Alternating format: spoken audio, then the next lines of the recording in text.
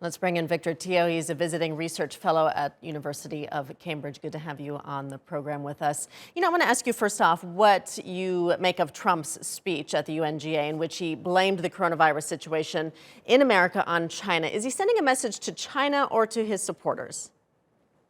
Well, I think it's more for domestic consumption. At this point, both President Trump and also President Xi, they are very much concerned with what's going on at home, in particular their political standing amongst their own constituents. So the speeches that are made at the UN is more indicative of this concern rather than, than addressed to, for President Trump to the Chinese and for the Chinese president to the Americans.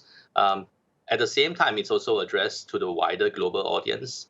This is in a large part to deflect their own responsibilities, which I think both leaders have had to address over the course of the last few weeks. Do you think that Trump, though, is in danger of pushing the U.S. into a Cold War with China?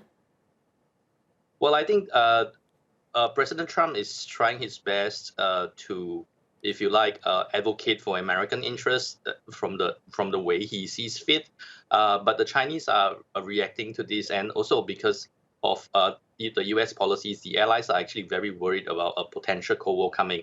But from the way I see it, the Chinese are doing their best to avoid getting entrapped into a long-term confrontation with the United States. I think they recognize that it is in China's as well as global interests for the Cold War not to take place, even though that might not be what the American planners have, at the current moment think.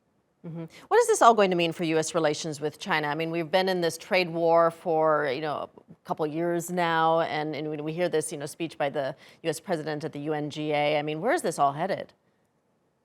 Well, I think it's very worrying, but at the same time, everybody is very hopeful that it might actually de-escalate after the November elections.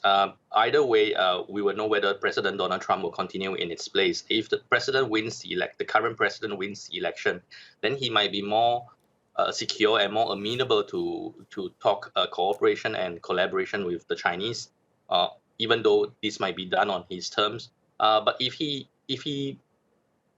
does not get elected, then the incoming President Joe Biden would actually have to take up the mantle. And I think Joe Biden might be more amenable to cooperation in certain aspects of the relationship. So I think everybody is waiting for November to come to see what happens. Yeah, a lot of people are certainly waiting for that. Victor Teo, thank you.